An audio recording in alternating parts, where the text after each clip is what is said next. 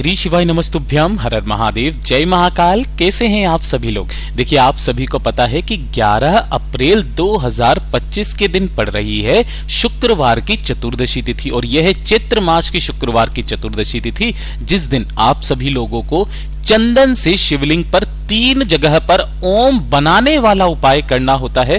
गुरुदेव ने कहा कि जब आपकी किस्मत आपका साथ ना दे, बहुत उपाय के बाद में भी आपकी कामना पूरी नहीं हो रही है, बहुत ज्यादा दुख में कष्ट में जीवन आपका बीत रहा है, सफलता नहीं मिल रही, जीवन में एक के बाद एक परेशानी आकर के खड़ी हो जाती है ना, तो एक छोटा सा उपाय आज के दिन करना बिल्कुल मत भूलना। गुरुदेव ने कहा विधाता भी आपकी सफलता को रोक नहीं पाएंगे।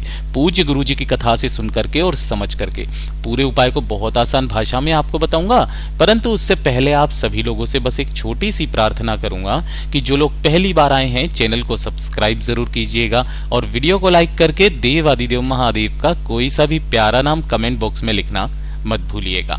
इस पूरे वीडियो में हम 3 महा उपायों के बारे में बात करेंगे जो कि आपकी अलग अलग कामना पूर्ति के लिए सिद्ध होंगे, तो ध्यान से सुनना है और समझने की कोशिश करना है। सबसे पहले बात करते हैं हमारे पहले वाले उपाय की, और ये जो पहला वाला उपाय है किन लोगों को करना है ये चीज ध्यान से सुनिए। ये पहला उपाय होगा इच्छा पूर्ति के लिए। अगर आपकी कोई विशेष मनोकामना है जो भोले बाबा से आप कह करके थक गए, लेकिन आपकी कोई कामना पूरी नहीं हो रही है, उस कामना के लिए आपने काफी सारे उपाय किए, आपने काफी सारे व्रत किए, लेकिन उनका फल आपको नहीं मिल रहा, चाहे वो किसी भी तरीके की मनोकामना हो, पुत्र प्राप्ति की हो, धन संपदा की हो, वैभव की हो, घर में सुख शांति समृद्धि की हो, तो इस वाले उपाय को जरूर कीजिएगा।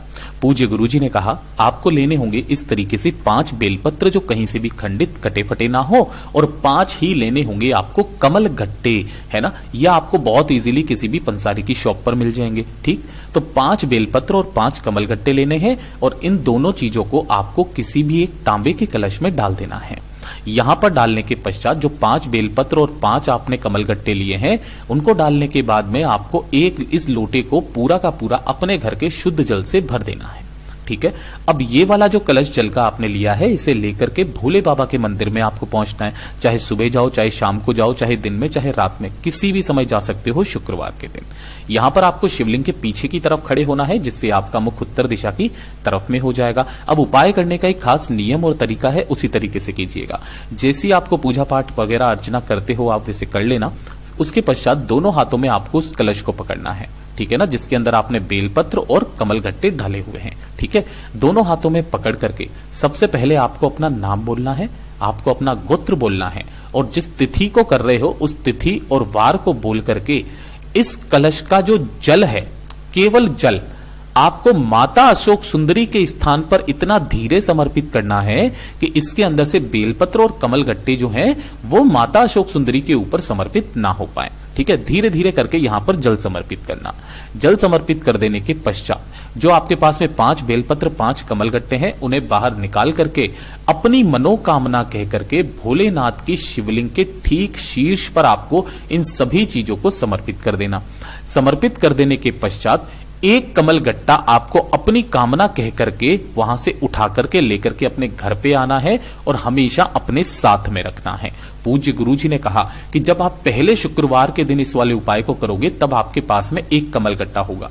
अगला जो उपाय करना है आपको दूसरे शुक्रवार के दिन, फिर आपको एक कमल गट्टा मिलेगा, एक कमल गट्टा उठा करके लेकर के आना है। तीसरे शुक्रवार के दिन करके एक कमलगट्टा वहां से उठाकर लेकर आओगे, चौथा और 5वां, ऐसे करके आपको 5 शुक्रवार इस उपाय को लगातार करना है। और जो ये 5 कमलगट्टे आपके इकट्ठे होंगे, जिस दिन भी इकट्ठे हो जाएंगे 5 शुक्रवार के बाद में, इन सभी 5 कमलगट्टों को उठा करके और किसी भी बेल पत्र पेड़ के नीचे अपनी कामना कह करके रख करके आ जाना। गुरुदेव ने कहा उसी दिन के बाद से आपकी जितनी भी विशेष कामनाएं हैं वो पूरी जरूर होगी।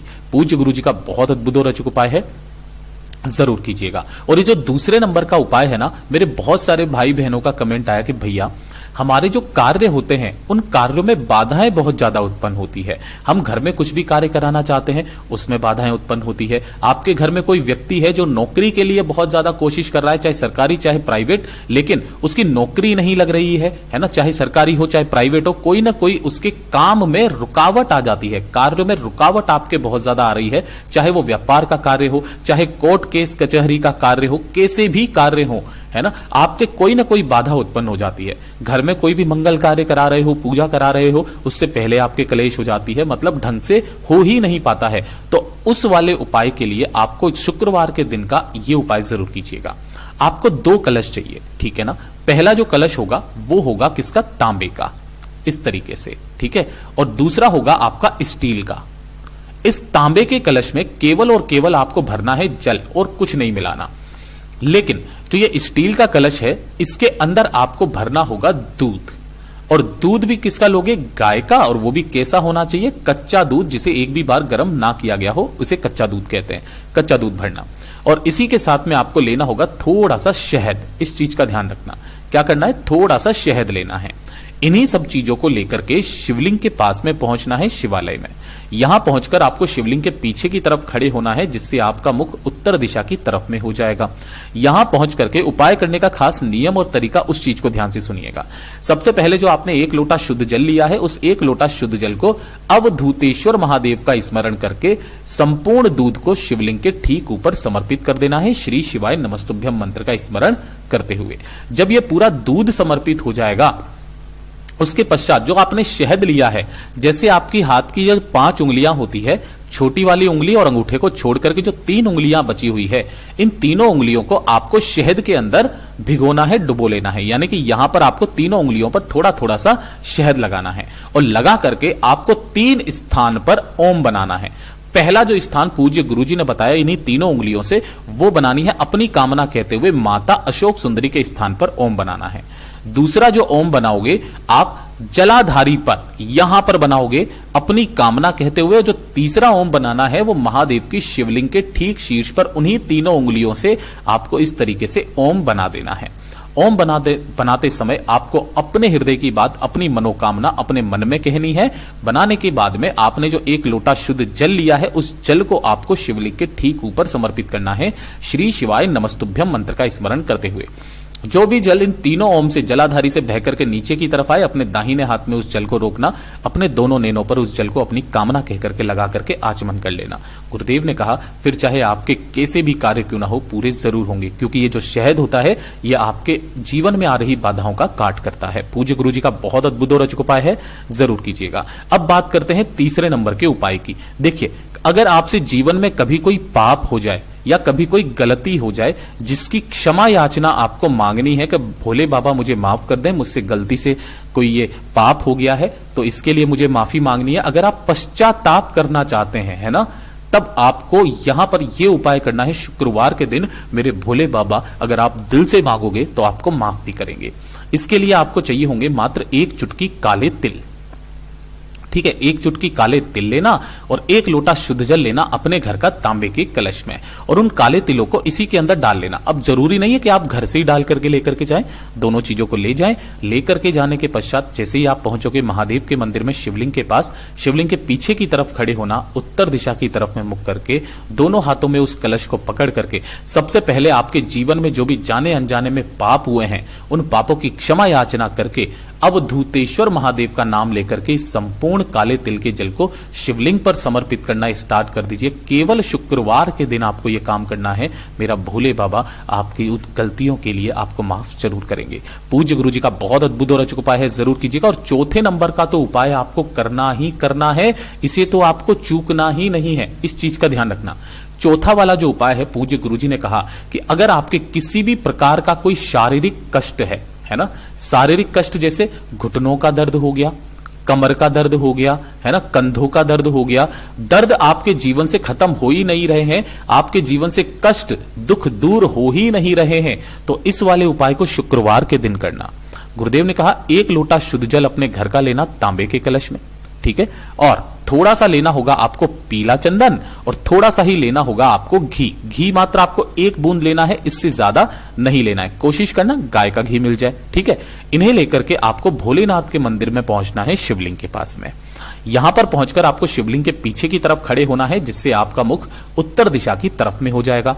जो पूजा पाठ अर्चना करनी है वो करना। सबसे पहले आपको करना क्या है कि जो आपने 1 चुटकी पीला चंदन लिया है, इस 1 चुटकी पीले चंदन को आपको इसी वाले जल के अंदर ही डाल लेना है, ठीक है।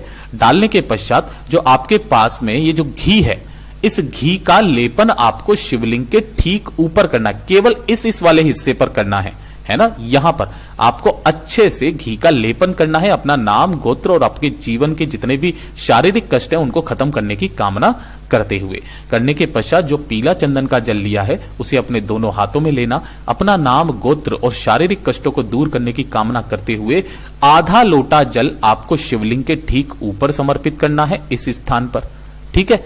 और जो बाकी का आधा लोटा जल है वो आपको जो नंदी भगवान का उठा पैर है, इस उठे पैर के ऊपर बाकी आधा लोटा जल आपको यहां पर समर्पित करना है। समर्पित करने के पश्चात आपने जो शिवलिंग पर यहां पर घी लगाया था, इस घी को आपको निकालना है क्योंकि ये छूटेगा नहीं। आपने अच्छे से लगाया, घी को निकालना और वहीं पर बैठ करके आपके शरीर में जिस हिस्से पर भी दर्द होता है उस हिस्से पर आपको लगा लेना है। गुरुदेव ने कहा धीरे धीरे करके आपके वो जितने भी दर्द होंगे वो दूर होने लगेंगे। पूज्य गुरु जी के सभी उपाय बहुत ही ज्यादा खास और अद्भुत है, जरूर कीजिएगा। वीडियो पसंद आए तो लाइक जरूर करना, चैनल को सब्सक्राइब जरूर कीजिएगा।